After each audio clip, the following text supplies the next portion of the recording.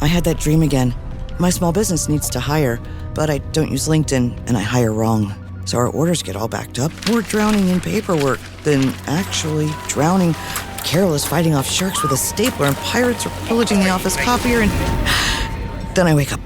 Don't let hiring nightmares ruin your dreams. LinkedIn Jobs' new AI assistant goes beyond the resume, using unique insights to deliver a smarter shortlist. Post your job for free at linkedin.com/quality. Start hiring today with LinkedIn.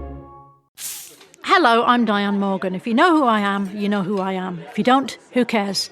I'm here to explain Italian Time, a holiday phenomenon where Italians throw away their clocks and gather for eternity with San Pellegrino. I've been at this party so long that I've eaten 5 courses, hugged someone's grandma twice, and been offered a job in the family restaurant. So this holiday season, make sure to bring enough San Pellegrino to last you through the meal, the after meal, and the entire goodbye ritual. San Pellegrino, holiday on Italian Time.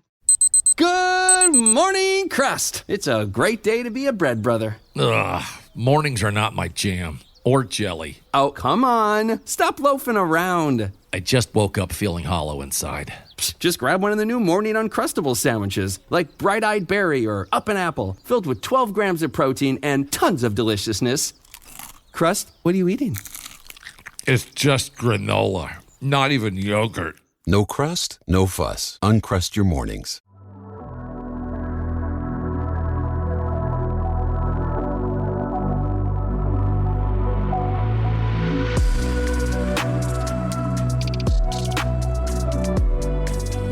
Hello and welcome back, all my fellow Ghost of Tsushima Yotei enthusiasts, to the Ghost of Tsushima Yotei Gamecast. I'm your host, Andrew Zink, and I'm super excited to welcome you all for this special holiday episode of the Robots Radio Podcast Network. As y'all probably are aware, I'm happy to host this show on the Robots Radio Podcast Network, and for this holiday season, the host of the network, Tom, got all of the podcast hosts together to record a special holiday episode just about what we did in our year, things we enjoyed in 2025, and one thing we would recommend to everyone from our year.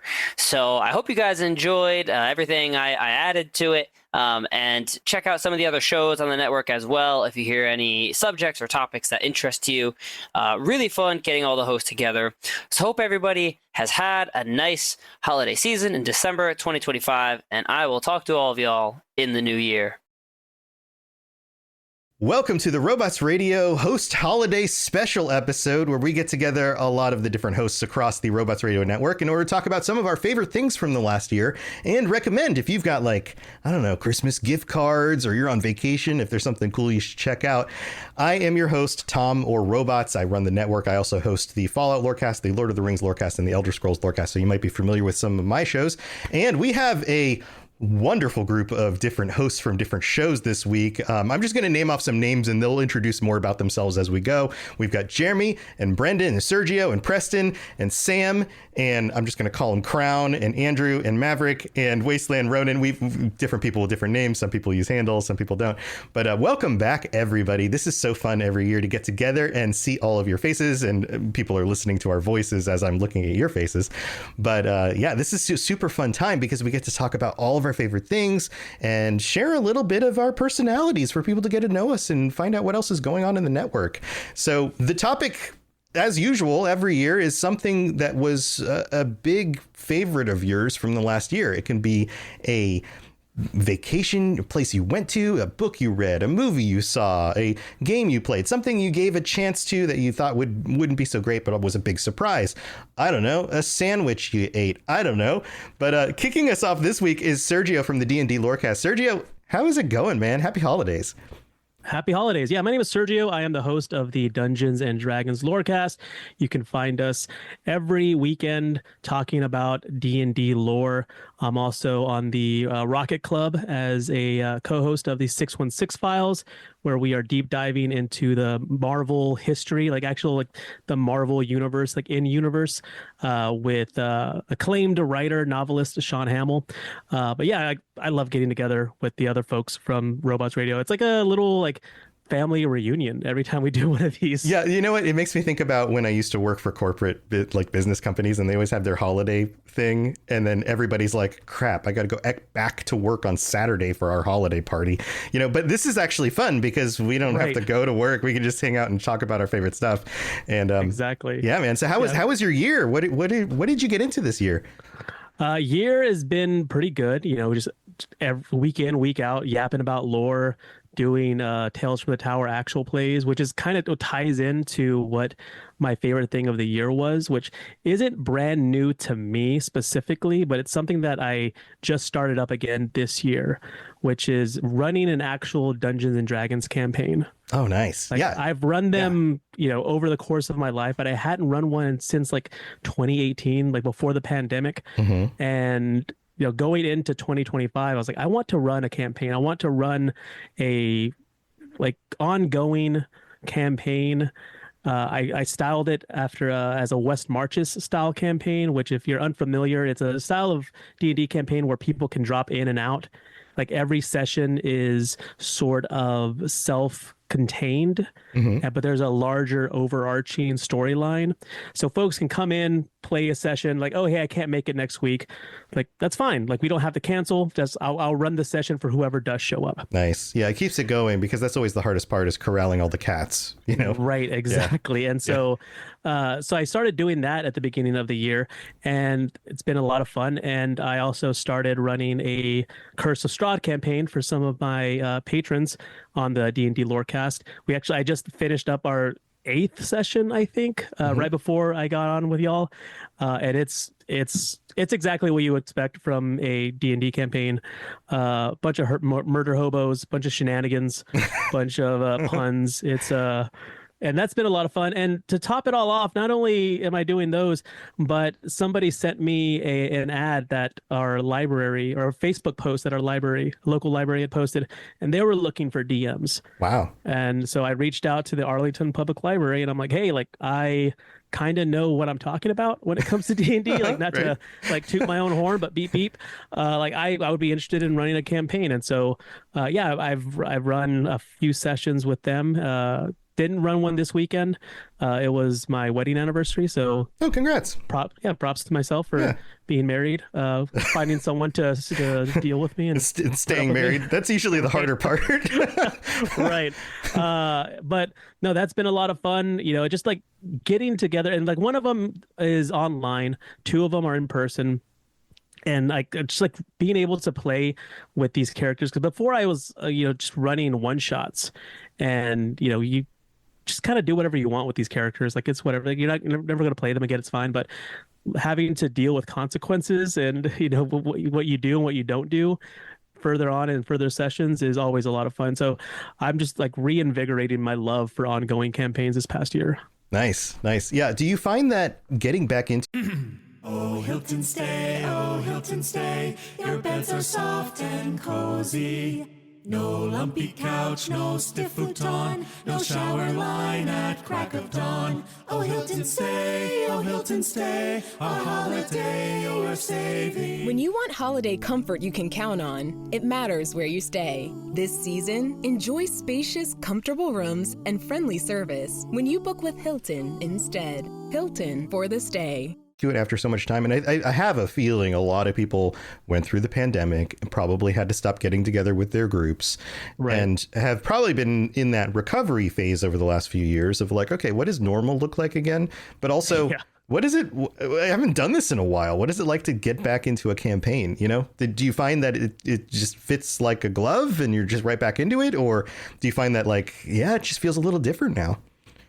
I mean, I feel like it's pretty much the same. I've been supremely blessed with the West Marches campaign that I'm running. I run it at a local pub, and they were actively searching for someone to run games on their game night. And so I started running games for them middle of last year, but they were just one shots, sort of to, get people used to hey, there are games going to be being played here on Tuesdays. So, definitely get used to that. And so once the campaign started, I figured this probably will fall apart eventually. But recently I had a session with like 8 people showed up. Wow, that's a big session. Yeah. It was we fought a bunch of Duergar in the Underdark. It was fun. Nice. So if somebody wanted to get into this, and this is one of the things I want to focus on for the holiday special, is bringing our audiences into this world of the things that we enjoy. If somebody was out there and they're going, you know what, I've always wanted to try D&D, but I've never done it, or I've played D&D, but I've never been a DM. What would you, like, real quick, what would be your like first thing you would recommend they do in order to get into that? If you want to just go out there and play D&D like in the real world, check out your local library, check out your local friendly gaming stores and see like what's available. See if there are games already being run. And if there aren't, see if you could possibly run one. And if you want to DM, just, check out any number of YouTube videos, folks like Jenny D, who can give you tips on how to run games, how to be a good DM. But honestly, if you are worried, if you look at Matt Mercer or like Brendan Lee Mulligan as like the archetype of DMs, you're only going to set yourself up for failure. Right. Because, these folks they get paid. This is their job to do this. Yes. Like likely you're only doing this for fun. Like no one's going to expect you to have every rule memorized. No one's going to expect you to know every single like niche and nuance of the rule set. So just learn as you go, learn as much as you can, and just try to make it fun for the players. Yeah, it's like we're going to cover All I Want for Christmas, and now I expect myself to sing like Mariah Carey. Right. Exactly. And for like 99.9% of the population, that's never going to happen. That's not going to happen. But if you can if you can sing all, if you know the words, and make it entertaining. Even if you're an okay singer, it's still enjoyable. Just don't expect to become Mariah Carey, right? Like, right, exactly. Same kind of thing. Yeah, that's some great advice. Let's open this up. Anybody else have any questions for Sergio about DMing a Dungeons and Dragons campaign for the first time in a while? I've got a question. And hey, this is Sam. This is Sam from Mass Effect Lorecast. Hey, Sam. AKA N7 Legend. Sergio, you were talking about how people can find out how to be a good DM, but I have a few friends who have been DMs, and perhaps a more valuable skill set is being a good player for the DM. What is the most chaotic thing one of your players has done recently in the campaign you're running? Ooh. So chaotic. This is someone who had never played Dungeons and Dragons before.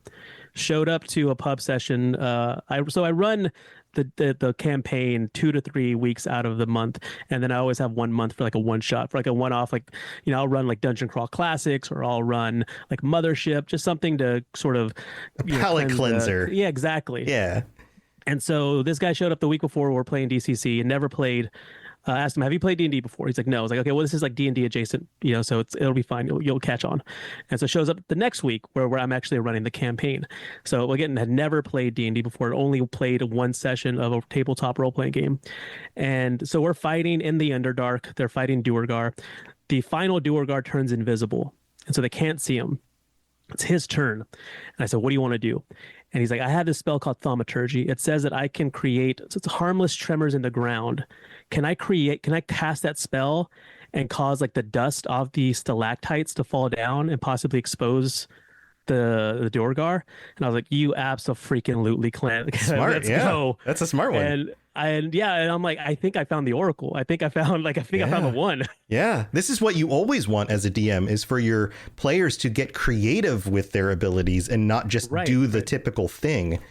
Yeah, that's great. And that is, and sort of like to backdoor that, like as a DM, you want to reward that. You want to, instead of saying, you know what, that's not really possible, you want to help them like, well, you could possibly do this, or you could I like where your head's at. You can possibly, fidget it a different way and do that. But I hardly ever like telling my players no. If I can figure out a way like logically in the rule set to make it work, or to do something like that. Or that guy was like allergic to dust, and even though you didn't help you see him, he sneezed, and now you know where he is. Like you can play off of that and be like, well, it actually did work in some way. Yeah. Right. Yeah, that's a great question. That's a lot of fun. All right. Well, we've got a lot of people to get to. Sergio, thank you for kicking this off for us. Yeah, of course.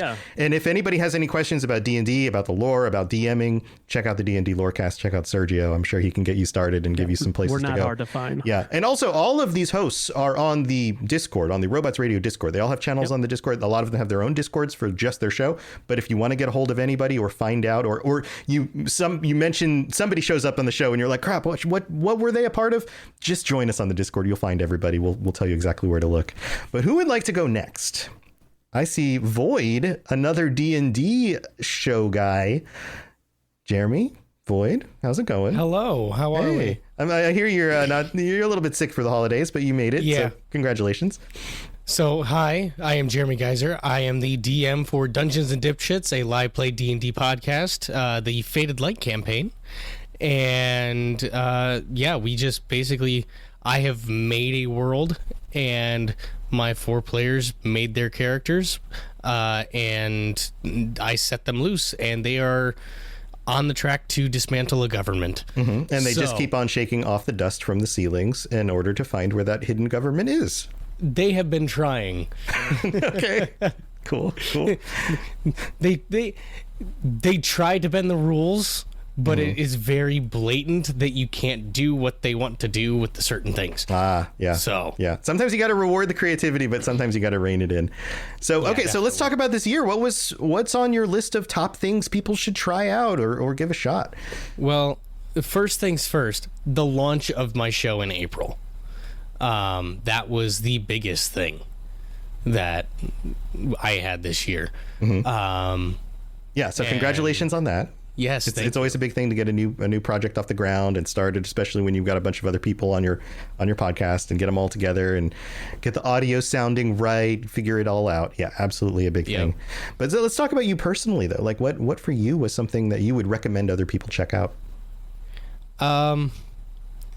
If you have the means to do it and you have online friends, get together with them.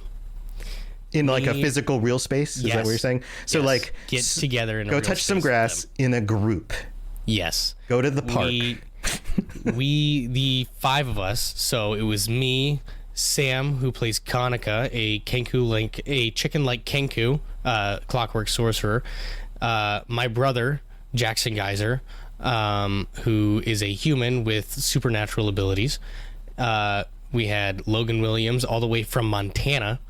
To you don't have to give away your specific location, but how far away is that from you? That is 1,800 miles. Okay, so all across the country. We had to flew him here, and we had Riley Bell. All my players and me, we all got together and we had a blast at Gen Con. Which, honestly, that right there gives away my location. So okay, well, yeah, but general area is not so bad. I live in a big enough city; it doesn't matter. Sure. Okay, so Gen Con, so what you're saying is not only is Gen Con awesome, it was a great time, but having people that you've known online actually get together in a real space and do something together was totally worth it. Oh, absolutely. We all had a house to ourselves. We basically got an Airbnb together. And we were going from the Airbnb to the convention every day, and it was some of the best days that I have had in a long time, just because I got to spend it with my friends. Yeah. And we just had no limitations really on what we could do other than money. So sure, yeah. Right, other real limitations, but yes, but getting together with real people in a real space. I have a feeling there's a lot of people who listen to our shows who probably, I don't know, might hear somebody like you say this and go, you know what, I need to make that a priority in 2026. Yeah, I highly recommend you just get together with your online friends in an actual real space. Yeah, it is so much fun. Yeah, was there anything that was a major surprise about that? Other than having so much fun, maybe you had more fun than you expected. So when I was at the airport at like 2 a.m, I had been there since like 12:30 because Logan said he was going to get off his plane at 1. So they didn't get in until about 2. He almost knocked me over giving me a hug. Keep in mind, I am 5'9". He is 6'2". Okay. And he bulldozed me pretty much. Nice. Well, that is a surprise. Anybody else have any questions for Jeremy about real world spaces and hanging out with people? I was just going to say that I actually had something similar. I had a buddy of mine that he started as a listener of the show, but we became friends. He's like, hey, I want to fly down and hang out with you. Is there a convention soon? And I was like, actually, yeah, the North Texas RPG Con is like in 2 weeks. And he flew down, we hung out, played games, threw some math rocks. It was a blast. That's awesome. Yeah, I think it's one of those things. I think we're going to see more and more of this as time moves on. The internet has changed the world. There's a lot of other things that are changing the world. And I think we have, as people have grown up with the internet being the norm, and I mean, I've got kids. Some of you guys have kids, but like kids going through school today or living through the pandemic changes the way that we interact. And we're still seeing the effects of that. And I think that there's a lot of mental health stuff about like, no, man, actually get out in the world, see real people. Spend some time with some real people. You'll benefit from that. So I think that's actually a very wise thing to recommend, but also totally makes sense, Jeremy. So yes, as somebody who sits in my basement all day, yes, I highly recommend go get some vitamin D and touch grass. Yeah. Awesome. Well, that's a great recommendation. Check out Dungeons and Dipshits if you want a fun, irreverent time. Is that fair to say? Yeah, the intro to it is Dungeons and Dipshits is a sailor mouth whatever, like very adult content. Right. So you can probably tell by the name, but be aware. But yeah, Jeremy, thanks for joining us. Let's move. Thank you. We got to keep this going. Who else has something? Ben, I saw Ben's hand. We'll go Ben, and then we'll go Preston after that. Ben, it's been a while, man. How you been? It's been good. I do way too much. Mm-hmm. Yeah. So just remind people real quick of your entire list of shows that you do. Yeah, so I am Brandon, or also known as Ben of Temeria. I host the Holocron History, Star Wars Canon vs. Legends, the Final Fantasy Lorecast, the Gundam Lorecast, the Wizarding World Lorecast, and the Witcher Lorecast. Yes. Right. I have too much time. Or not enough. Depending how you look at it. Yeah. So looking back on the year, like from a personal standpoint, what is there something that surprised you? Something that you're like, oh, everybody needs to know about this? So, I mean, it's nothing new for me. I've been doing it for a few years, but Ren fairs. Mm-hmm. If you have a Ren fair and you're in your area, go to a Renaissance fair. Yeah, you get dressed up. Like you go out as freaking Geralt of Rivia and like dressed to the nines. Yeah, I have like almost too many outfits now, depending on the theme of the weekend. So there's that now. But yeah, it's great. You meet so many wonderful people who are either, Rennies that just go or are complete nerds, just like, I do a Star Wars show. I see a bunch of Star Wars nerds. Yeah, right. It's fantastic. Right. Yeah. Or D&D, because it's the Renaissance.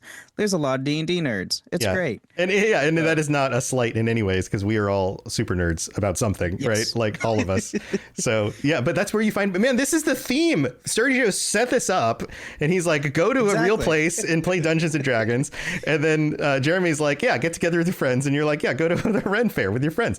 Man, is everybody gonna talk about doing things in person? Maybe this is the shift. Outside. Yeah, go outside. Maybe this is the shift to 2026 is like, hey, let's be real people in real meat space and like, actually shake hands and look each other in the eye.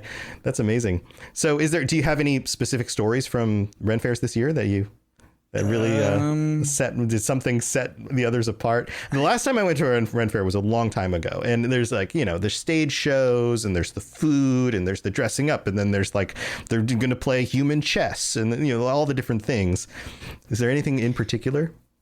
I mean, it's essentially what it is. That's what my year was essentially. I did do one of the weekends. The group I'm part with, one of my friends is a seamstress, so she made the group of 3 girls that I hang out with are dressed up in Rococo, which is like, I think it's like 17th century fashion. I don't know, it's fashion, something above my head. But they were dressed in the Powerpuff Girl colors, Okay. and I was the professor. Oh, even wow. though like I'm 5'3", so that doesn't really bode well when they're taller than me. Right. But but I got free food out of it, so it's all good. That's great. That's fun. Real creative idea. Anybody else have any questions for Ben? Any Ren Fair questions or thoughts or comments? This is Sam again in Seven Legend. Ben, I am a huge Renaissance Fair enjoyer. And I have been to a few different ones in different states I've lived in across the country. Do you have a favorite location that is almost always just, an excellent Ren Fair? So I've gone to 2. I'm going to my third out-of-state one going into next year, but I've been to the Kentucky Ren Fair, and then I'm an Ohioan, so I go to the Ohio Renaissance literally every I grew up in Ohio, and I know. I know what you're talking about. So yes, that one actually still remains my favorite, even though I've been to Ren Fairs in 4 different states now. So wow. Okay. Yeah. We just got news a month ago that Jack the Whipper is finally coming to our fair, which is super exciting because I've been wanting to see him for like 5 years, and he doesn't come to Ohio. Cool. We got a question. You're gonna have to add context to that. Who is Jack the Whipper? So he is You can't just name drop him and try to walk away. He's just a Rennie that goes and he makes songs and does parodies, and like he's a comedian, but he uses whips for songs. Thus the Whipper. Yeah. Thus the Whipper. Like Devo? Basically, yes. He's like Renaissance Devo. Okay, I'm down. That's all you had to say. It's like Whip It Good with mandolins. Yeah. Pretty much. I'm 100% down. Yep. Wasteland Ronan, did you have a question? I saw your little hand. Yeah, this is Wasteland Ronan from the Metal Gear Lorecast. And as a fellow Ohioan, I understand going to cons because there's nothing else to do out here. Yeah, all but corn. all the corn. Well, cool, man. Bren, you got it. Ben, I said Bren. I combined Ben of Tamari and Brandon into one word, Bren. Anything else to wrap this up on your side? I mean, not really. I mean, just go outside, have fun. The Subaru Share the Love event is on from November 20th to January 2nd. For 18 years, Subaru and its retailers have supported over 2,700 local charities through the Share the Love event. When you purchase or lease a new vehicle during the 2025 Subaru Share the Love event, Subaru and its retailers will make a minimum $300 donation to charity. Visit Subaru.com/share to learn more. Hey, this is Bill Simmons from the Bill Simmons Podcast, here to tell you that Michelob Ultra, the official beer partner of the NBA, is bringing NBA fans closer than ever this season with chances to win great prizes, including courtside tickets. Enter now at MichelobUltra.com/courtside. Michelob Ultra Courtside 25 to 26. No purchase necessary. Open to U.S. residents 21 plus. Begins on October 1st, 2025 and ends on June 30th, 2026. Multiple entry periods. See official rules at MichelobUltra.com/courtside for free entry deadlines, prizes, and details. Play games still, but there's more than to do outside as pandemic's over, and hang out with people. It's great. Nice. Well, thanks, man. Preston, how's it going? I am doing swell, Mr. Tom. How about you? Shucky dang darn. I'm all right too. Remind people about you and what you do, and then we'll talk about your favorite thing this year. I am Preston Hardin, also known as DJ Atomic Wolf in some circles. I am the creator and showrunner of True Vault Escapades, a Fallout audio drama, which is quite literally what it says. It's a Fallout audio drama, but it's a show designed like a 1940s radio show, but it's in Fallout New Vegas, and it turns 10 next year. Wow, so 10 years. I'm pretty excited for that, setting up some cast interviews and stuff like that. But other than that, I also have BioShock the Midnight series, kind of a slightly underrated drama I've put together, which, if you like BioShock, it would help if they released another BioShock game one of these years, and then people would I'm waiting. Start searching again for BioShock stuff. Yeah, hopefully someday. But hey, what was your year like, and what did you enjoy that you would recommend other people check out? The year was amazing. It was full of writing and planning and promotion and stuff like that. But the highlight was definitely, speaking of real space interactions, Good Springs 2025. I have never been to the Fallout fan celebration before, and I've been asked to come there and for years now. And I'm not the most social person. I can mask it pretty well, but the fact that I had to drive all the way over to Nevada and make this happen, I was like, no, I got to do it this time. How long of a trip? How long of a trip was that? That's like 20 hours about.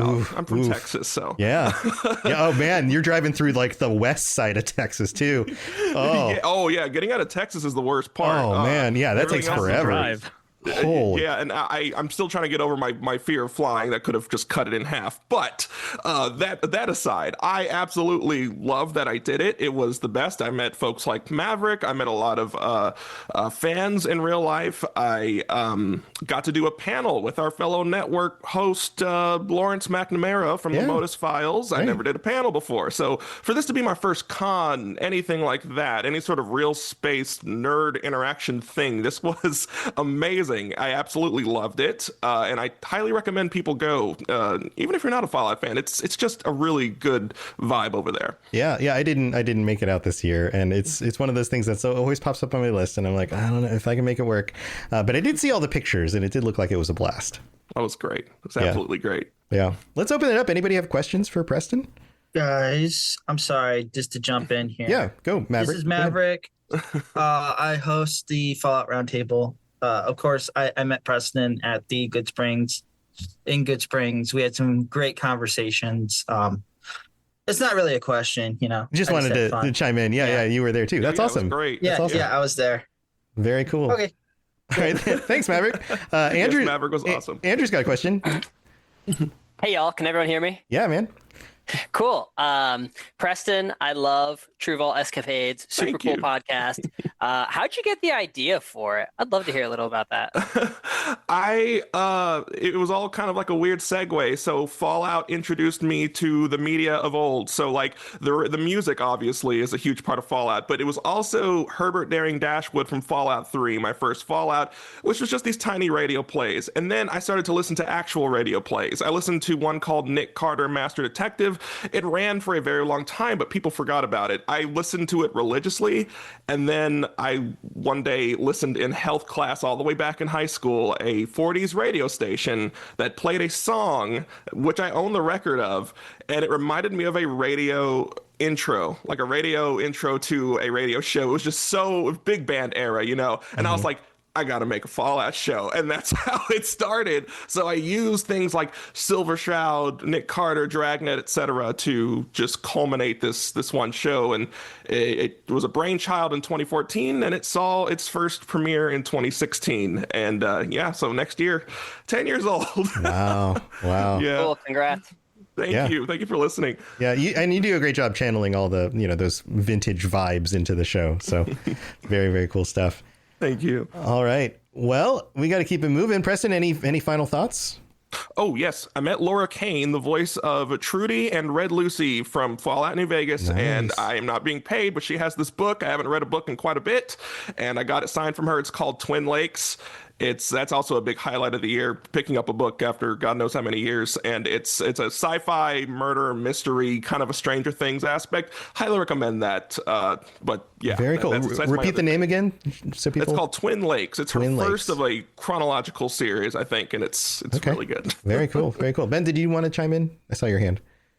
Yeah. Just with because this was the Good Springs one, not the fan. Was this the fan community event that they did? This was was the second one. Yeah, Yes. Good Springs fan celebration. Right. Okay. Yeah, this is the Because I know Las Vegas they one. just announced the West Virginia, right? West Virginia one, Yeah. which is near my neck of the woods. I was like, Yep. I could actually drive to this one. Yeah. There's going to be 2 a year. There's going to be one in Las Vegas and then one in West Virginia. So you can kind of, depending on which one you're closer to, you can kind of pick your trip. So very cool. Well, thanks, Preston. No problem. All right. Who would like to go next? I see Sam. Sam's hand. Hey, so yeah, we've been talking a lot about real space stuff, and I'm gonna take it back into like super nerdydom. So do it, knock it out. Let's do it. I've been spending a lot of time inside, as one does when you become a parent. I became a father this year, but that allowed me to try out some new video games. And I saw this one game that kind of looked cool, but I typically stay away from dark fantasy RPGs. Like if it's too dark, if it's too horrific, it's just not really my cup of tea. That kind of pushed me away from like Elden Ring. But Tainted Grail, The Fall of Avalon is incredible. I've heard a lot about it, and I've almost picked it up. It is very much an Elder Scrolls like, I think you could probably say, right? Definitely. I tried the demo, but that's as far as I got. It pulls a lot of lore from Eastern European folklore. So like if you liked The Witcher, you will probably like The Fall of Avalon.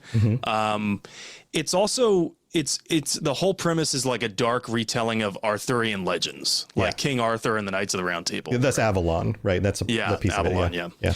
Yeah. And for me, I think King Arthur is cool, but if I'm just being honest, I don't know anything at all about Arthurian legends. Right. I just like the vibe and the aesthetic is cool. So I went into that knowing nothing. And even so, it's a great game because not only does it reward the kind of exploration that will have you looking behind every staircase, every nook and cranny, where it's not just cool loot and unique items with unique art with those items that you'll find, but it's really hilarious quests as well. Like, for example, I just did this quest yesterday where I'm walking through a town and this lady comes up and approaches me and asks me to help her find her husband.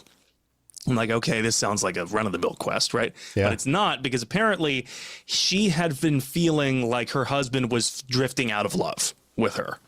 And so she had heard tales of a witch in the fields and that she'd have to go meet that witch at midnight and that the witch would always grant one wish. So she told the witch that she wished her husband would be happy with her again. Okay. And the witch gave her a potion, and the potion turned him into a pig. This is straight out of like Grimm's fairy tales, like the original ones or something. Yeah. So he becomes a pig, and the witch's justification when you meet her is that, well, he's as happy as a pig in mud. There you go. He's happy again. I did it. And you can talk to him, which is hilarious because he's like doing these pig grunts in like the voice actor is doing pig grunts in between the lines, and it's so well done. And he still talks even though he's a pig. That's a great. Well, the witch will like cast a spell basically, so you can converse with him, because it turns out he went to go live with the witch. And he's happy there. And he's actually happier. He's happier as a pig. He does not want you to turn him back. So it becomes, is it even ethical to turn this guy back into a human against his will? Right. It's also very, you're right. It's very witchery. There's a lot of quests in Witcher games that are kind of like that too. Yeah. And there's multiple branching ways that quest can end. Ultimately, the quest doesn't really matter. You can skip over it. But effectively, if you want to be chaotic, you can tell the witch that I want them to be together again, and the witch will say, okay, fine, well, just convince the wife to wear this bracelet, and she'll become a pig too. Right. Nothing ever goes back the way you expect it. Yeah. Yeah. That's great. So yeah, then you have to deceive her. But anyway, yeah, it's a great game. Very much enjoying it. I saw you had it on your wish list, Tom. Yes. So yeah.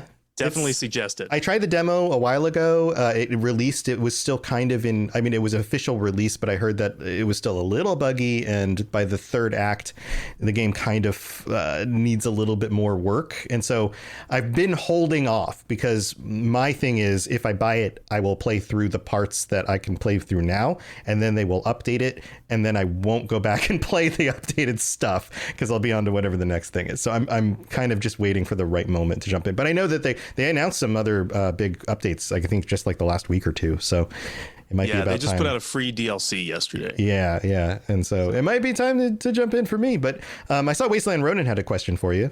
What do you want to know? Yeah, so who inherits the property after they become a pig? Because isn't it technically they're out of their ownership of the land? So if they both become pigs, then it's just a free property. So yeah, it's funny you should bring that up because there's a different quest in which you can basically arrange things so that you have a family leave and then you just take their home. Nice. So you can play it like that if you want. That's how I got my home. Squatters' rights. I'm kidding. I didn't actually get my home that way. Yeah, that's hilarious. Yeah, a little bit of old school, like Morrowind's eminent domain action. Yeah, I've heard there's a lot of influence from, and it does feel like the kind of game that's a little bit more old school Bethesda, but also a little bit Witcher, a little bit other stuff. Any other questions for Sam? Anybody else have any questions about this or has tried it? So for Sam, this is Crown, by the way, from the 10th Divine podcast, and for Sam, my question is: would you recommend becoming a parent? It's so funny because when I was reading the topic, right, like of what's something that you've done or happened to you and you've enjoyed, I was like, oh, well, I got to talk about having, a child, like my first child. And then I read the next part, which was, and something that you'd recommend for others to do. So I don't know. That's a yes and a no. Yeah. Only do it if you're ready. If you're absolutely ready, because even if you're 150% ready, there's going to be moments after you have that child where you're like, I don't know if I was ready. Yeah, I don't think anyone is ever ready. And no, exactly. Yeah. As a father of 4 with like a 10-year age gap in some of that space. Oof. Yeah. You're never really ready. Nope. There's always a curveball. Nope. But yeah, I think there's it's the lots of rewards from it too. Single most life-changing event. Like I've lost jobs, I've lost family members, I've gained things, I've gotten married, I've had kids. I think having a child is about the most life-changing thing you could possibly do. Without hyperbole, the day my son was born, the moment he was born, happiest moment of my life. Yeah. And some of that stuff, it will never compare. And then you'll see old pictures pop up on your phone or whatever, and you'd be like, oh my God, I can't believe it's been so long. Yeah, it's crazy. Well, Sam, any last thoughts or anything else you want to share? Yeah, I saw Tainted Grail Fall of Avalon on sale for I want to say 40% off or something like that on Steam. So I think it's only $20 right now, something like that. Yeah. Anyway, go try it out. If you're curious about it, if you like first-person open world RPGs, just go try it out. I think you'll very much enjoy it. Awesome. Yeah, maybe I'll have to pick it up for the holidays. Be looking at that right now. Yeah, a lot of people have been talking about it, and man, there was all sorts of buzz with the Game Awards where I don't know if you guys watch certain subreddits, but the Elder Scrolls subreddits were like, are they going to announce the release date for Elder Scrolls 6? And of course they got themselves all worked up, and it didn't happen, of course. And so there are a lot of people who are just ready for another Elder Scrolls game. So yeah. They'll never announce it. It's never coming. I think it'll come. I think we're still 2 years off, would be my guess. But Lotus and I did an episode about that recently. But who would like to go next? Who wants to continue our conversation? Crown. Let's pass it off to Crown. Speaking of Elder Scrolls. It seemed like an appropriate segue. Yeah. So my name is Crown Esso. I am the host of the 10th Divine podcast. We just joined the network this year. I just took over the podcast for its second season from his previous hosts. And it is an Elder Scrolls Online and Elder Scrolls General interview-based podcast for content creators and people, streamers and stuff like that. And this year has kind of had a theme of housing mancers, which has been fun. Mm-hmm. And then also we had a couple other people come on the show. And that kind of ties into my recommendation for everybody. Get a house. So the... Okay. I appreciate that, but no. Along with the podcast, I also just today partook in a live action drama production at my church, which is the first time I've done a drama production since high school. Yeah. And so my overarching theme is, or recommendation, I guess, is if you're looking for something new to do, maybe dial it back and look at what you used to do. Because I used to have a different podcast and it ran its course and I hadn't done podcasting in a while. And it's been really great getting back into the saddle for doing the 10th Divine. And then also this drama production that we threw together in 3 weeks, which was hectic, was also really fun. Just like reconnecting with this thing that I used to do in my childhood and early adolescence. And so that would be my recommendation for people is if you're looking for something new, maybe you just have to look back at what you've done before. Yeah.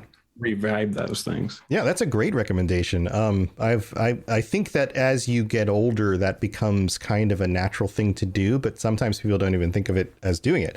I don't know what's the right word. Coincide with your opinion on this, whatever the better term for that is. For example, a few years ago, I got back into writing and recording my own music, and I did a ton of that through my teens and 20s, and then didn't anymore. I had to get a real job because I didn't get a record deal and all that. But like falling back into something that you enjoyed in your past and rediscovering it is a great thing to do. I mean, the chances are you're still going to enjoy it, right? Like, it's like you liked it before, you're probably going to like it again. And I think that part of this is the, kind of what Sam was talking about. Like, you get married, you grow up, you have kids, you get a job, other things become responsibilities. And then we just kind of retreat into the easy stuff. And we sit on a couch in the evenings and we watch a show, or we play the same game that we've played for, the last 10 years because it's comfortable.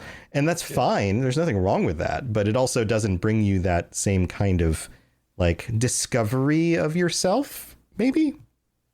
Do you think maybe? Yeah. Is that a good way to say it? Yeah. So here, let's open it up. Anybody have questions for Crown and getting back into that kind of, so this was like a stage play thing you were doing? Yeah, it was, we did our own interpretation of the Three Wise Men. Right. For the Christmas stuff. Wise guys. Yeah. And it was great in like just every aspect of it. And like, I barely got the mascara off my face before we recorded, and like maybe scratched my eye trying to. But gosh. It was great. Yeah. Stage makeup and all that. Yeah. Anybody have questions or any other similar experiences of getting back into like acting and that kind of sort of thing? Nobody has any questions. Brown, what was your favorite production that you've ever done or participated in? I think it's actually going to be this one.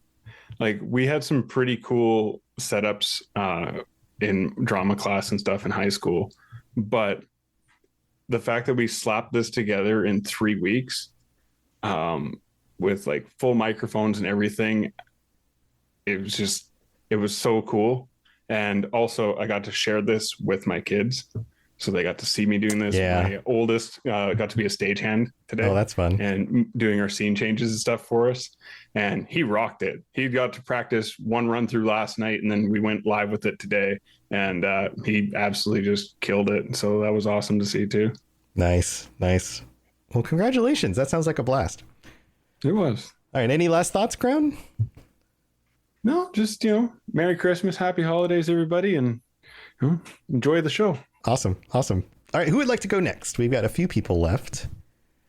Let's see. We've got Maverick and Wasteland Ronin and Andrew. I guess I'll go next. Yeah, Maverick, go ahead. Okay, so hello guys. My name is Maverick Stone. My real name is Jared Bush. I host the Fallout Roundtable with 3 other people, maybe 4. Yeah. Well, you know how this stuff goes. But yeah, here, it's a discussion-based podcast. You get it. You guys talk about Fallout stuff, and you get together and you come up with fun topics. Yeah. So what was something you experienced this year that you absolutely loved and you think other people should give a shot? Actually, I started watching Formula One racing. Oh, I have a friend from a job I used to have who got into that and then even said, hey, I can give you my login so you can log. It's expensive to be able to watch it here in the States. No, it is expensive because I have a F1 TV. Right. But it was the same sort of thing where like he got super into it and was like, okay, you need to enjoy this too. So is that what happened to you? You were just like, oh man, exactly what happened. That's amazing. So the F1 movie came out in summer, and that's when I'm like, I'm dragging my sister along with me on this fun ride, and she's finally getting into this. So I have woken up at 4 a.m. Eastern to watch a Grand Prix. Yeah, because it's like the middle of the night of the world. Yeah. Yeah, I would recommend it to everybody. Yeah, some of these races may be a little dull, but that's just how the track is. Okay. Right. Well, I've heard that a lot of the excitement is in the understanding of how the different drivers and teams have to jockey for position between races. And then there's also the technology that goes into the cars, and then the self-imposed limitations based because of like the way that they have to like, everybody has to meet a certain standard, but they can't go above a certain amount of spending or any of that kind of stuff. I don't know all the intricacies, but I know that's... Yes, and I'm not going to bore you with them either. Yeah, but is that part of the fun of it? Is that the stuff? It's so many, especially next season, they just ended their season in Abu Dhabi 2 weeks ago. So, and next year they're rolling out a new set of FAA regulations where it'll change everything completely. Yeah. With the car is supposed to be smaller. Like I said, I'm not going to bore you with the intricacies since there's so many. But that's the draw, right? Like that's getting into the minutia of it. Yeah. Yeah, like this season, it was a 3-way battle for the drivers' championship all the way to the end. Like in Las Vegas Grand Prix happened the week after the Fallout New Vegas celebration. My hotel was between turns 4 and 5. Oh wow! On the track. I have a ton of pictures. If any, so you got to see it in person? I got to see the track. I didn't. Oh, you got to see the track. Race. Okay, it wasn't at the event. Wasn't there also? Okay, got it. The event was not there. It was the week after. So I watched it on TV, and I'm pointing out to my family. That's like, there's our hotel as they're going around the corner. Yeah, there it is again. I have pictures right there. That's awesome. That's so cool. I used to work in a high-rise building in a downtown area, and the year that I was working there, they had a race. It wasn't F1, but it was a street race where they closed down the downtown roads. But those drivers were still going 80, 90 miles an hour on roads that you're supposed to drive 25 or 30. And we got to stand outside the fences, and the cars would come directly at us and then turn 90 degrees, brake and turn 4 feet away from us on the other side of the fence. And it was ridiculous. It was amazing. I think Andrew has a question. Andrew, what do you want to know? Yeah, I was just, I was going to add, I've also started watching, I only have time to catch the highlights of F1, but it's so cool. And maybe Maverick, you'll know the answer to this. But one question I've had is with the tracks, are they there all the time, or are they actually closing down streets and roads in some of these places? And I'm just so fascinated how they create the tracks, how this works. I think it's some of both, right? Is that right, Maverick? Yeah. Okay. So some of them, like Las Vegas, for example, is a street course. So yeah, they'll set up the course weeks ahead, but they won't shut down any of the roads until the week of the race. Right. And then they put up a bunch of temporary fences and barricades, and then they pull them all back off. Yeah. It'll take weeks after the fact. Traffic was horrible while we were there trying to get to Good Springs. Mm-hmm. But at the same time, it was so much fun. Bro. Yeah. Is it so loud? If you just live in the area of a track. Oh, yeah. When those cars are driving by, absolutely, yes. I'm assuming Austin, Texas is where Circuit of the Americas is. The United States Grand Prix is there. That's a dedicated track. Right. When I worked in the office building, they were having the race out. They're seriously 1 block away from my building. I was up on the 24th floor or something, but we could just hear the the whole time. It's and then you go down there and it's just a whole thing. Yeah, absolutely. Jeremy, do you have a question? I have input for this. Okay, cool. So I'm going to dox myself a little, but it's a big city. I live in the city of Indianapolis. My grandparents live here too. They live. Are they known for driving or race cars in Indiana? That sounds a little familiar. Indianapolis. If you ever watched the movie about the snail that inhales nitrous oxide and just becomes a race car. Oh yeah, I forgot about that. It's called Turbo. That's actually based in Indianapolis. So. Indianapolis. Sounds familiar. We for those who don't know, the Indy 500 is here. Right. IndyCar, the IndyCar series, and everything like that. We have a NASCAR race, the Brickyard 400, but. My grandparents live less than 10 miles away from the track. You can hear the cars and it's just a constant drone during race day and all of the days leading up to it because those cars are so loud. Yeah. Well, there you go. So a good reason to get into cars to blow out your hearing. Andrew, you want to chime in? Yeah, I thought Jeremy was gonna say my grandparents were the inspiration for the snails that inhaled. They just That's a whole nother story Not for another quite. day. They're a little faster. Yeah, I feel like that's inspiration for characters for your D&D campaign. Oh. Thank you, Tom. There you go. No problem. All right. Well, Maverick, any final thoughts? So for people that can't see, I am wearing a Mercedes AMG Patronus F1 shirt. I would like to say, if you are going to go into this, be sure to have self-control when you're buying the merchandise. It is expensive. Very expensive. Sounds like an easy way to blow a lot of money. Yeah. Yes. I have blown almost $1,200 already. Wow. A lot. Wow. A lot of money. Well, you're a super fan. This is now your thing. Maybe that's the next podcast you start. It's like an F1 podcast. I've thought about it. You're talking to people who, make podcasts for nerdy things. Nerdy ask Ben how much money. Ask Ben how much money he's put into costumes for Ren fairs. Yeah. Yeah. But besides that, no. Actually, if you can't make all the races or like watch them, don't worry about it. There's a ton of stuff on YouTube. Go through their YouTube channel and everything. Cool.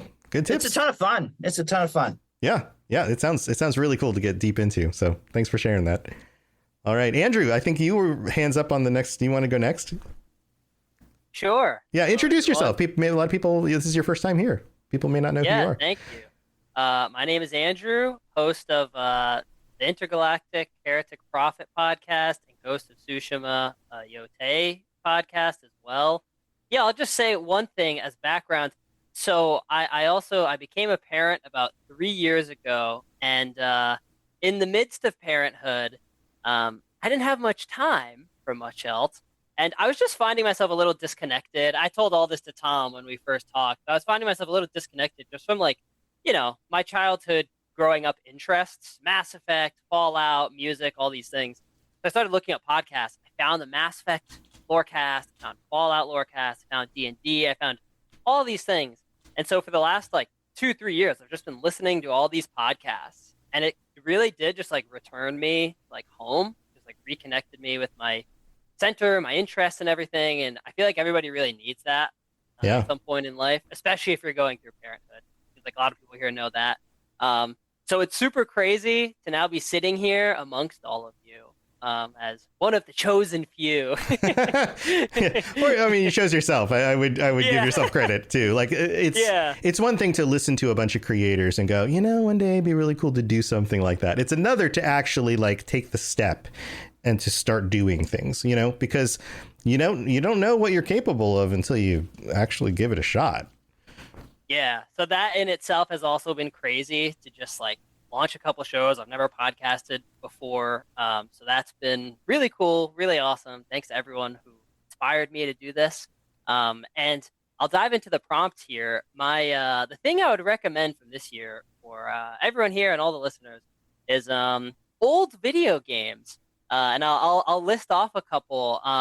So I played Ghost of Yotei, but immediately following that, I found this 2002 Star Wars game called The Clone Wars. That's all it is. Yeah. Star Wars, The Clone Wars. Yeah, I remember that. I've never heard of this game. Yep. And I'm a huge Star Wars person. I could not believe this. I found it for $2 on the PlayStation Store. So I was like, you know what? Let me just try this.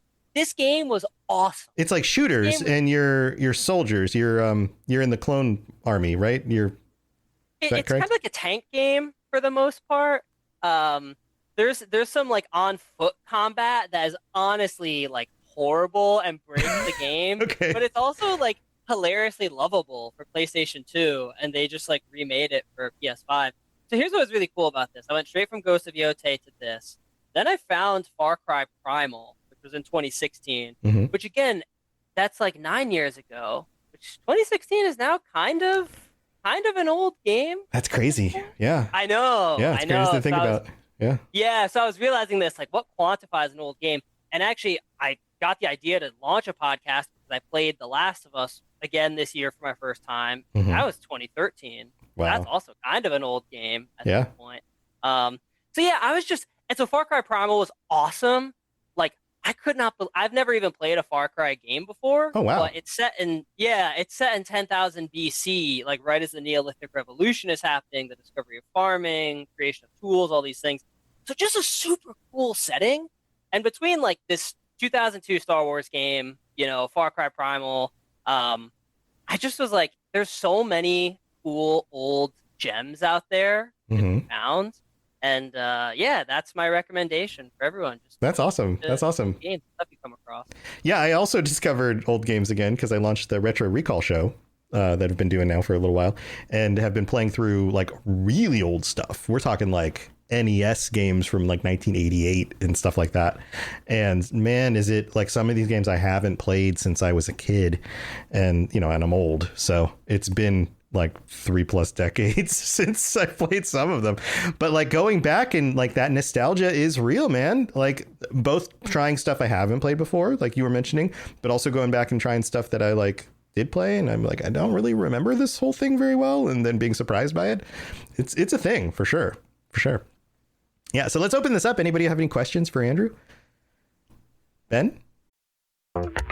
This is Jason Momoa, and I'll be your finance professor today. Welcome to Banking Smarter 101 with Chime. Bam! First lesson, sign up for Chime and set up direct deposit. You'll be joining millions of members banking fee-free. Second lesson, get cash back on eligible purchases while building credit and a higher APY on your savings. That's how you bank smarter this season. Fa-la-la-la-la, class dismissed. Join Chime today. Chime is a financial technology company, not a bank. Banking services and a secure Chime Visa credit card provided by the Bancorp Bank N.A. or Stride Bank N.A. Members FDIC. Optional services and products may have fees or charges. Details at chime.com/fees-info. With a qualifying direct deposit, earn 1.5% cash back on eligible secure Chime Visa credit card purchases. On-time payment history may have a positive impact on your credit score. Results may vary. APY means annual percentage yield. Learn about credit building and more at chime.com. This episode is brought to you by McAfee. I got a message that our flight was canceled. But they can put us on another flight, and we just need to confirm our credit card info. Wait, I got a security alert from McAfee. It flagged that message as a scam. McAfee's scam detector automatically spots and alerts you to suspicious texts, emails, and deepfake videos. Learn more at McAfee.com/online protection. Do you like Star Wars games? If you haven't played KOTOR, play KOTOR. Already done, my friend. Thank you. Good. Yeah, and there's a new Old Republic. There's a new one coming out. By Casey Hudson, who did the first in the Mass Effect series and confirmed, shockingly, it's going to come out before 2030 because, end quote, he's getting too old. Yeah, I saw that too. So yeah. He says it's going to be out in the next 4 years, which is great. Yeah, that is great. All right, any other questions for Andrew? Jeremy? Would you consider Minecraft an old game if you're considering Last of Us an old game? Minecraft came out in 2011, but it keeps getting updated with bigger and bigger updates. Yes. Skyrim. Yes. Skyrim hasn't gotten an update. It just keeps getting remastered. I don't know, man. I update mine with mods all the time. But yeah, I think there's something about if you look at statistics on video games, this is something I like to. I almost enjoy news and information about games as much as I enjoy actually playing them. But one of the things you'll notice is that the hits from like a decade ago just keep getting played, which is part of why you combine that with the fact that there were like 19,000 games released on Steam this year. There's just so many new games, and so many of these classics are still great, that we're at this point where it's like, well, do we really need to play a new game? Not always. Like, a lot of us are just happy to going back to the old stuff or rediscovering, like Andrew, like you mentioned, like rediscovering stuff that we didn't play initially that were great games. And we're just like, I just never gave it a shot, but it's still good. I think it's kind of like the movie industry, right? Like you look back at like the old black and white pre-talkie films, and they're interesting to watch, but they don't really scratch the same itch as like a real blockbuster blockbuster movie would, right? But once you get to like the 40s and 50s, all of a sudden it's like, okay, no, these actually still hold up, especially the really good ones. And then from that point on, a good movie is a good movie. It doesn't really matter when it was made. And I feel like we're entering that phase of video games. We're just lagging behind because games are a newer genre, I guess, or newer platform than movies are, right? Andrew, do you think that's accurate? Yeah, I would definitely agree with that. And one of the things that like was just a really cool realization from this is like how much some core mechanics are what make games fun. And like both Far Cry Primal and this Star Wars The Clone Wars game would crash out. Like the game would just crash. And I was like, oh yeah, that's something that doesn't really happen on PS5 anymore, but it did on games back in the day. But despite that, like it was still so fun. And even like the new EA Star Wars Battlefront 2, I would argue there's things that this 2002 Star Wars game has that the new Battlefront does not, that made it more fun and more compelling for me to play, which is just like really wild to consider, you know? Yeah. Maverick? Yes, I'd like to say the older Star Wars Battlefront 2 is better than the new Star Wars Battlefront 2. I still play it all the time. It's on my Xbox. I'm probably going to play it after we're done here. He's inspired again. Jump back in. Yeah. Since my Fallout 76 isn't working right now for some dumb reason. Bummer. But sad with the new updates coming out. But anyway, I heard Star Wars Battlefront, and I'm like, I have to take this moment and say the old Star Wars Battlefront 2 is better than the new one. Yeah, I think well, a lot of us do shows about games or game series that have been around for a long time. And I have a strong feeling that is the majority of our audiences would probably agree that there are certain games that they go back to and they're like, you know what, nothing beats this still, you know? And I can look at each of you. Our audiences have been around a long time. Yeah, maybe. Sergio, what were you saying? I'm saying this is my emotional support Oblivion. Yeah. So Andrew, any final thoughts on this one? I'll just say, just give old games a chance, y'all. They're fun. You never know what you might find. Yeah. I have a question for Andrew. Sure. What's the next old game on your radar? What's the next thing you're going to aim for? Actually, like 2 nights ago, I started the 1997 Turok, like original one. Oh man. And I only ever played the like 2009 Turok on Xbox 360 when I was a kid, and that game was awesome. So again, I just saw it for $2 on the PlayStation 4. I was like, all right, I'll try this out. And I mean, don't get me wrong, like it's slow. There's things about it where like sometimes they don't always age well, but I still find it like so fun to play and to see like this is where Turok started. And there's obviously a new Turok game that is like maybe releasing in 2026. So just like really cool to get that piece of history as well and ground yourself in the context of like, this is a whole franchise that started as like an arcade type of game and then grew over the course. And now we get to live in 2026 with like, you know, PS5 and get the coolest graphics. And it's just cool to like see that journey. Yeah, that journey from, you know, Turok being all of 16 polygons fighting dinosaurs into somebody who actually looks like a real person.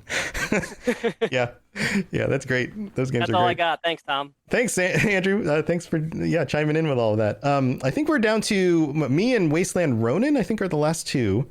Ronan? I can jump in here. Yeah, jump in. So I'm Wasteland Ronan. I run the Metal Gear Lorecast, and might have heard me on the Fallout patron chats a while ago.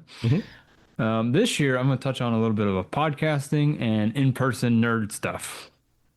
Okay. So this year, I launched my Metal Gear Lorecast, which was pretty sweet to finally get that going. I know that's an old community I'm trying to tap into.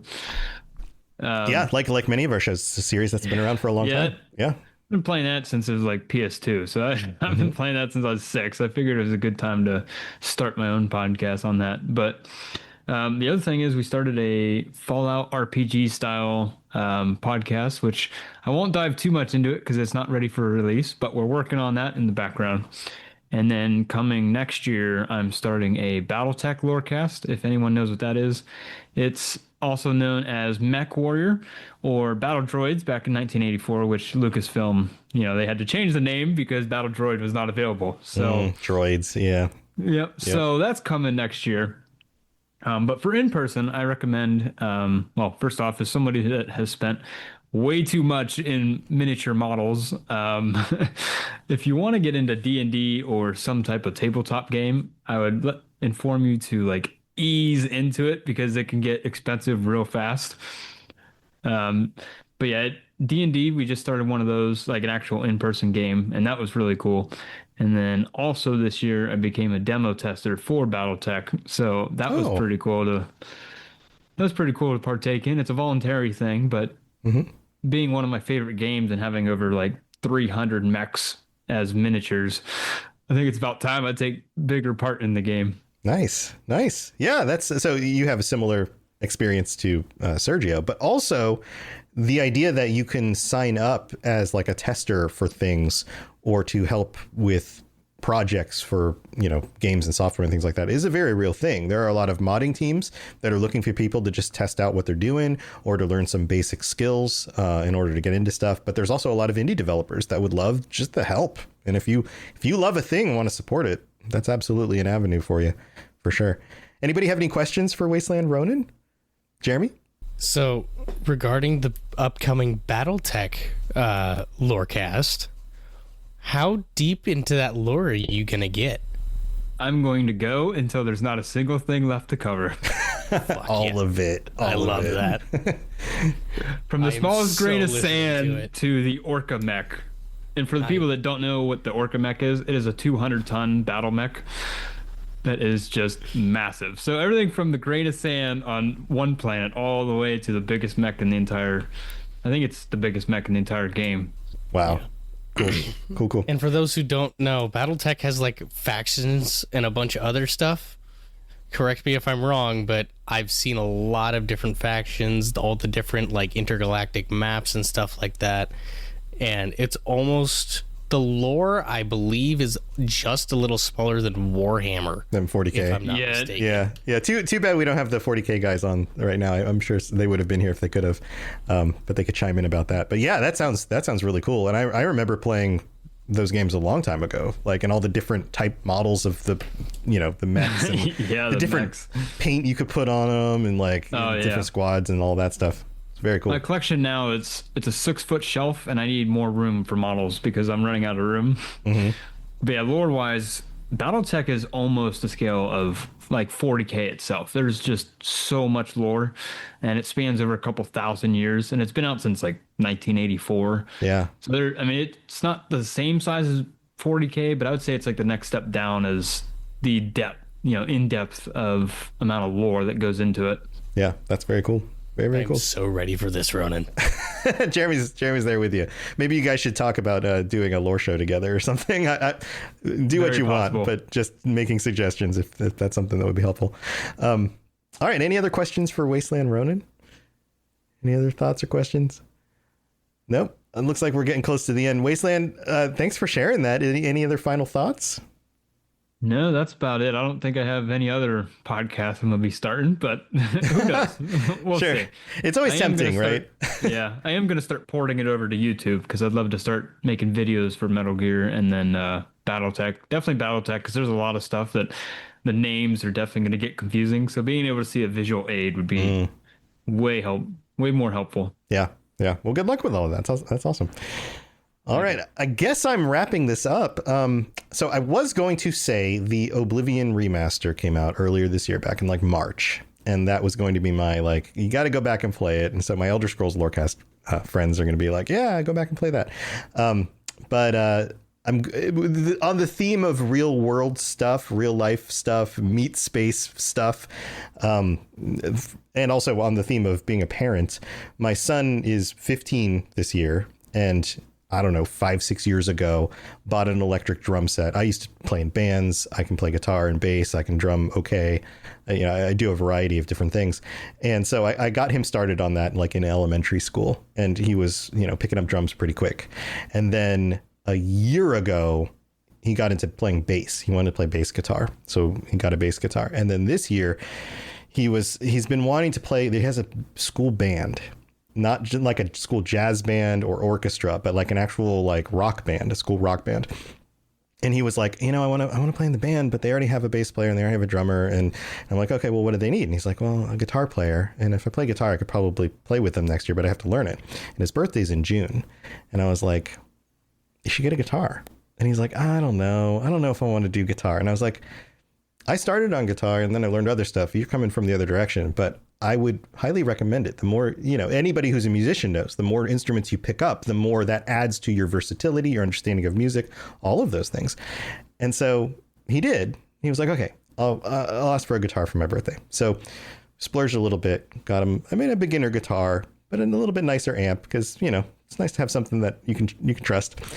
And he took to it. And like even today, he had the last week, his band is putting together a Christmas show at the school, but they had to cancel one of their practices last week because the teacher couldn't be there. And he's like, Dad, can I have the kids over on like Sunday to practice? And I was like, yeah, let's do it. Let's set it up. And we've got like in our front room, I've got the drum set and I've got guitars and amps and things. And I'm like, we'll set up the room. You go. I don't have a microphone for a singer, but we'll buy one. We'll set it up for you.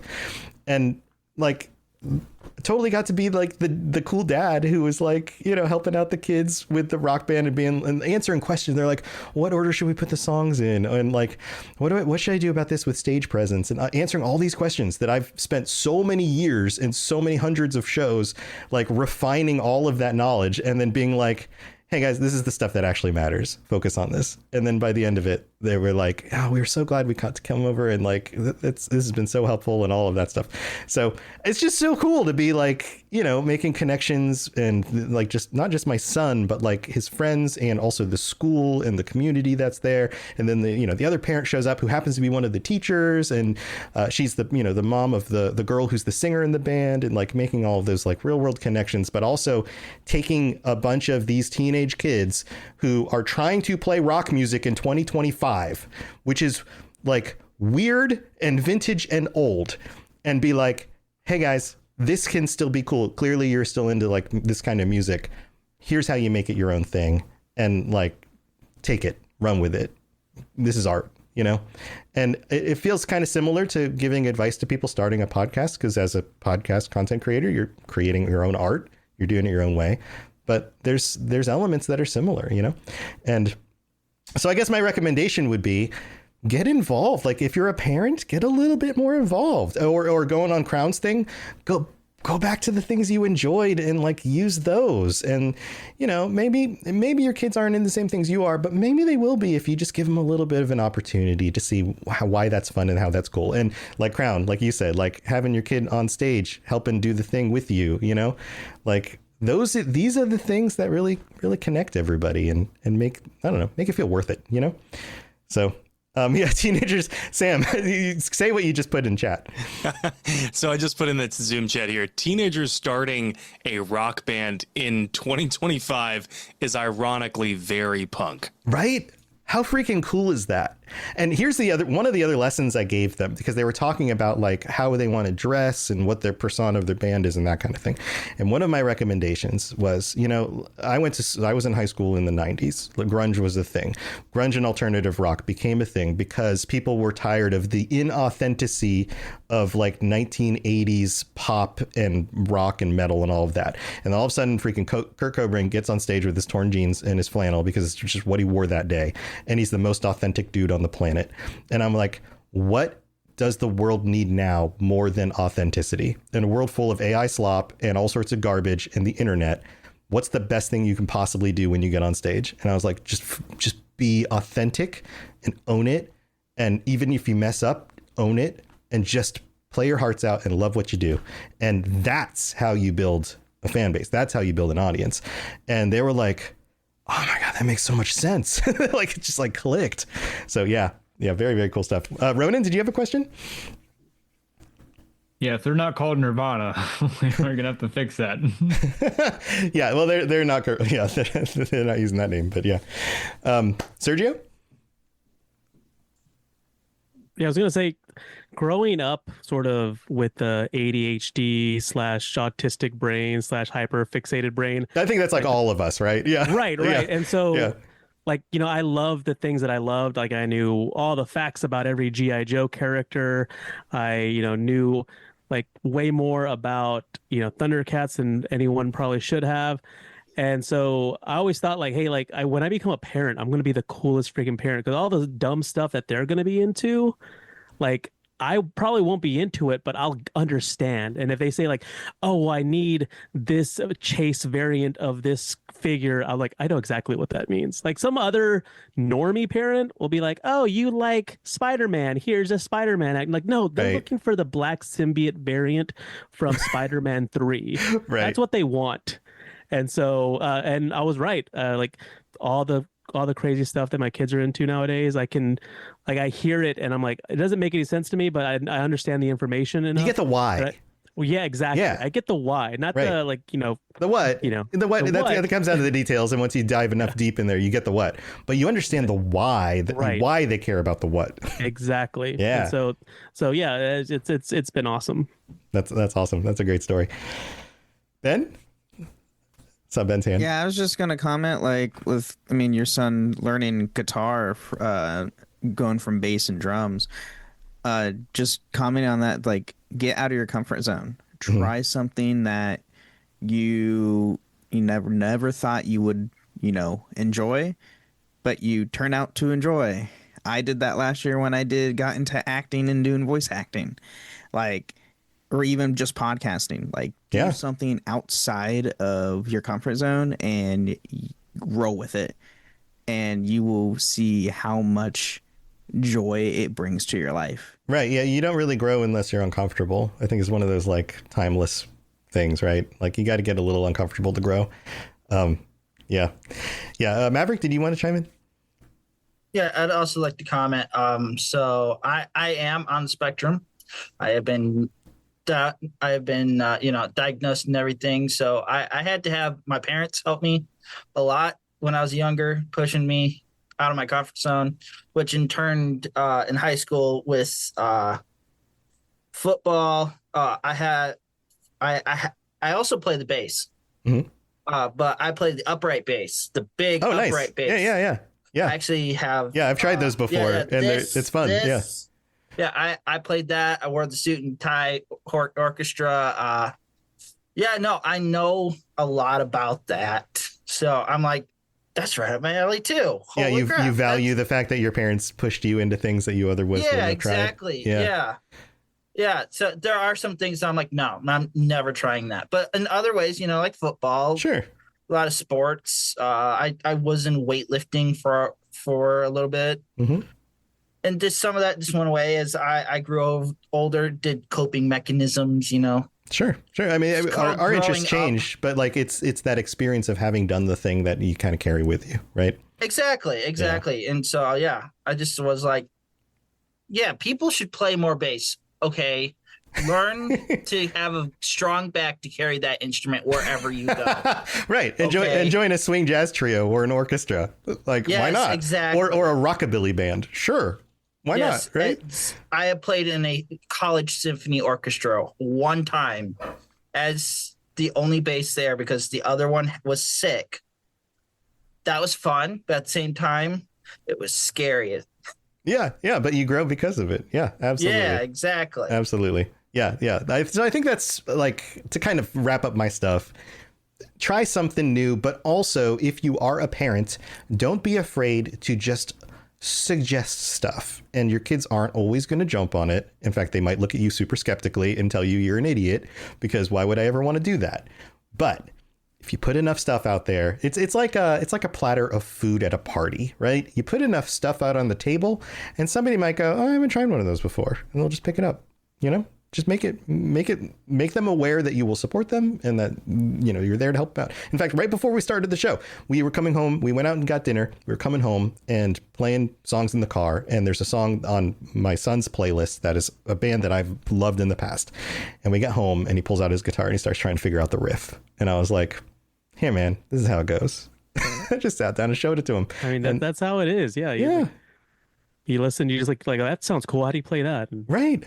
He started playing it and he's like, I think it's over here. Is this the first note? And I'm like, yeah, here, it works like this. And then I was like, okay, let's plug it in and turn it up, because that's when you really get the feel for like the way the distortion plays with the drop D tuning or whatever, and he's like, okay, cool.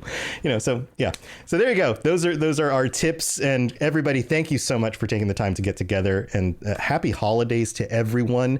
Let's go back through and remind people about your name, what shows you're on, and then one final message to them, and just like one sentence closing message that you would give everybody for their holidays. And I'm going to go back through on the screen the way everybody's in order. So we'll start with Jeremy. Jeremy, thanks for joining us. Thank you. Hi, my name is Jeremy Geyser. I am the DM for Dungeons and Dipshits, a live play D&D podcast. This is just outros. Like, you can find me on the Discord. Yeah, everybody knows where you can find everybody. Okay. So just give them the closing message. Just like, what is your final message? It could be like happy holidays. It could be a final tip about something. One thing you want to leave them with. Go out and do things. Go do things. Like, get out of your room. Yeah. Quit being a recluse. I've learned that the hard way. Yep. Good one, Jeremy. All right, Ben.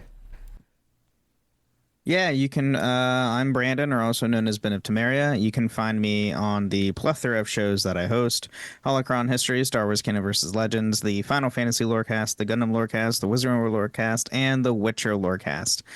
As far as final message, I mean, just, do something that you would normally not do and roll with it. Yeah. Good one. Sergio? Hey, my name is Sergio, the host of the Dungeons and Dragons Lorecast, the co-host of the 616 Files. And to end off 2025, going into 2026, I would implore everyone listening to dare greatly, to try the new thing, even if it means failing. Like, all of my regrets in life, aren't from I did that thing and I didn't do well. They're all I didn't even try that thing. Yeah. I wish I had tried the thing. Right. So right. That's what I instill in my kids. Like, try. If you fail, oh well. The sun's still gonna rise tomorrow. It's not a big deal. Yeah, you fail forward. Like, if you fail and nobody saw you, it's like a tree in the forest. Did it fall down? Exactly. Who knows? Yeah, man. All right, Preston. Howdy, I am Preston, or DJ Atomic Wolf, and I am the creator of True Vault Escapades, a Fallout audio drama, and my 2 cents would be stop dipping your toe in the pool and just jump in. And that goes with a lot of things. Especially pools. Especially pools. Just take the leap. I mean, especially if it's been bugging you for a really long time, that's more than enough of a sign that you need to give it a go. So, yeah, that's my little parting message with everyone. Nice. Every time you say your DJ name, it reminds me of, and I'm DJ Atomica from Burnout Paradise. Oh, man, that's a deep cut. You guys remember that one? That game was awesome. Welcome to Burnout Paradise. This is DJ Atomica. Yeah. All right. Thanks, Preston. Sam, closing thoughts. Yeah, so I think my closing thoughts here are you might think that you like just what you like in terms of games, and you already have all of your genres of interest down pat, but just give a go to maybe something adjacent to broaden your horizons in that regard, because you might be surprised like I was with Tainted Grail. Tainted Grail was also like their first or maybe only second foray into video games, that publisher or that developer. Yeah. So, didn't have like a big repertoire to back it up, but I've been having a great time with it. Yeah, and I can understand your skepticism because it does have the word taint in the name. Yes. I've made so many jokes about that on screen, and I don't know where I can take the jokes here, so I'll hold my tongue. Anyway, thanks, Sam. And he does the Mass Effect Lorecast, if you're wondering. Yep. Where I used to, up until about a year ago, I was your co-host on that, and the show's been doing great. Genesis has been doing wonderful on the show, and also, if you want other jokes about taints, I'm sure we made some in some of those earlier episodes. Yeah, go listen to the Mass Effect Lorecast for more taint lore. Sam has some of the best quotes. Go to the quote episodes at the end of the year. Those are oh great yeah, too. episode 100. Yeah, episode. Go find that one if you want more goofs. Anyway, so there you go. Thanks, Sam. Crown, what are you leaving everybody with? And also remind them what show you do. Sorry, I'm trying to follow up. behind on that last comment. Yeah, good luck. Good luck. My name is Crown Esso. I am the host of the 10th Divine podcast. It's an interview-based podcast for sharing the community of the Elder Scrolls games. And a quote that's been sitting with me a lot lately, and I think kind of fits with the general message everybody's been shooting out here at the end, is either you can or you can't. Either way, you're right. Yeah. Like whatever you expect is going to be the way it goes. Yeah. If you think you can't, you won't. Yeah, I don't even know. Somebody had shared it as it was in a game they had been playing recently, but it's someone else. Is a quote from someone else too. But like, it's been really sitting with me for the last little bit, and I feel that really fits into getting out there, trying new things, and just doing stuff. Yeah, try some new stuff in 2026. It's a new year. Yeah, man. All right. Well, thanks. Maverick, you got any wise words? Oh, the wise words of Maverick. They scrolled them on stones. Roundtable, we do have an episode like that, along with the taint jokes. I have a feeling you guys have lots of jokes like that. Yes, we have a ton of jokes that we can't say here either. That's fine. But anyway, my name is Maverick Stone. You can, or just Maverick or Mav, or just don't call me late for dinner. Got it. I co-host the Fallout Roundtable podcast with Jaxus and Sassy Lady, who I'd like to, before I give my parting wise words, would like to shout them out. This year has been really tough for me as a whole, and they've been sort of keeping up the podcast this year, the last little bit of this year. So I just want to say thank you to those guys, along with Eric, who on here is Cilior. He does a lot of voice acting. And he's been doing a lot also. So anyway, I just wanted to say that. Not for the wise words of Maverick. Yeah, what are your wise words? My wise words, go touch grass. Boom. Done. Touch grass. Touch grass. As a group. Get together as a group. Or if you don't have grass, go touch some snow. Just not yellow snow. There you go. That's also a good tip. Right. It is that time of the year. And yes. Not the as yellow a ones. Michigander myself, we're in the middle of a snowstorm right now. It's fun.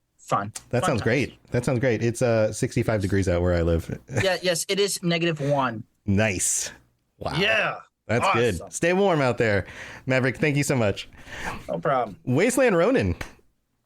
Oh, this is Wasteland Ronin. I'm the host of the Metal Gear Lorecast and soon to be Battletech Lorecast, which I have not released the official name yet. But I would say take small steps daily to leap over time. Oh, okay. Man. And really, we're making anatomy jokes. That's a little below the belt for me. Nice. Yeah, outside of the anatomy jokes, I feel like we are writing a bunch of really good lines for fortune cookies. Like all of us. Like maybe we should do yearly fortune cookies and put them out there for people to get. I don't know how you do that. I'm sure there's probably some like made to order fortune cookie company out there somewhere that we could give them all the different things and they could just make them. I don't know. Last time I asked for fortune cookies, the lady kept saying, "And then."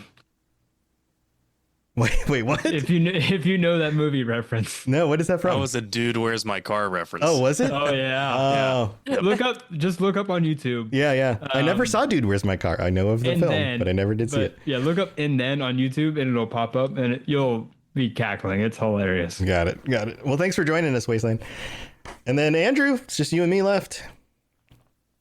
Hey, y'all. Yeah, I'm Andrew, host of the Intergalactic Heretic Prophet podcast, which is a game that has no release date. So who knows? It'll be out when it's ready, you know? Yeah.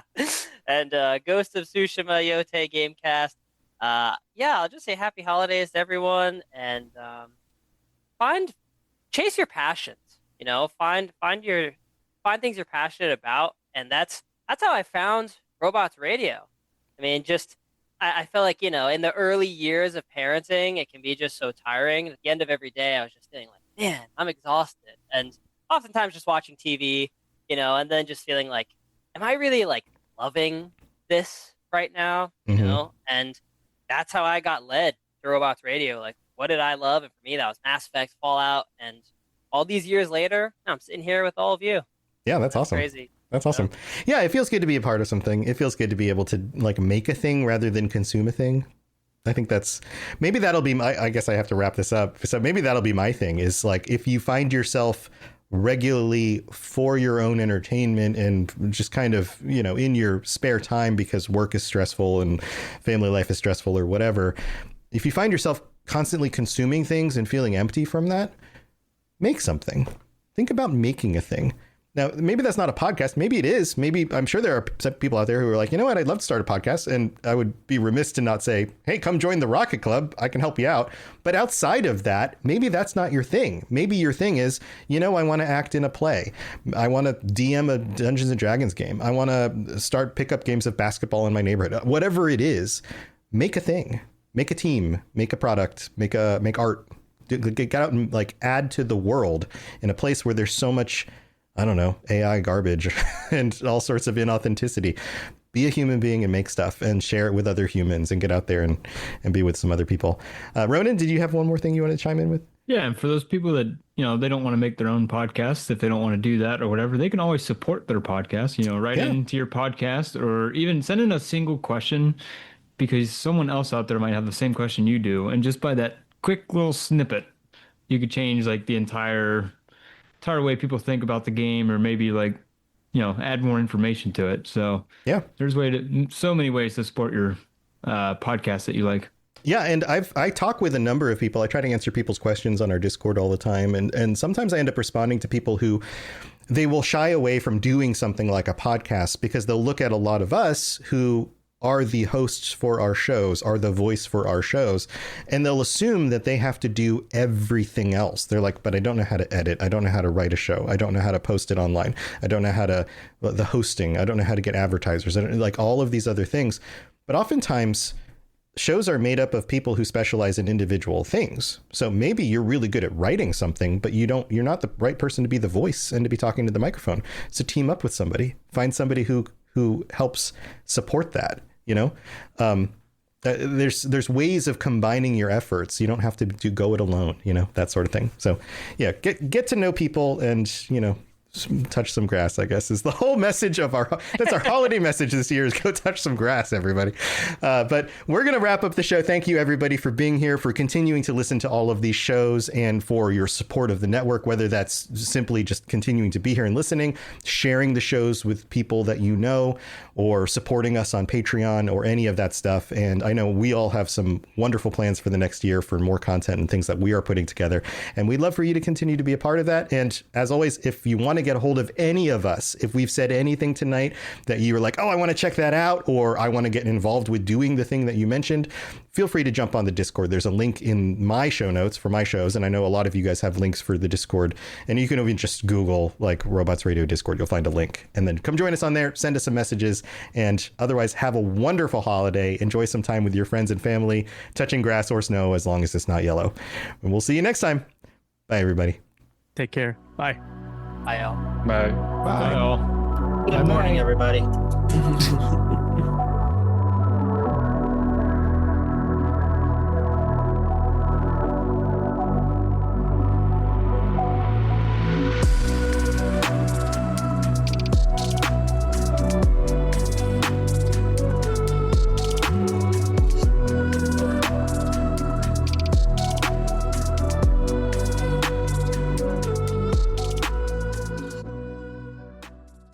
Hey, Ryan Reynolds here for Mint Mobile. One of the perks about having 4 kids that you know about is actually getting a direct line to the big man up north. And this year, he wants you to know the best gift that you can give someone is the gift of Mint Mobile's unlimited wireless for $15 a month. Now, you don't even need to wrap it. Give it a try at mintmobile.com/switch. Upfront payment of $45 for 3-month plan equivalent to $15 per month required. New customer offer for first 3 months only. Speed slow after 35 gigabytes if network's busy. Taxes and fees extra. See mintmobile.com.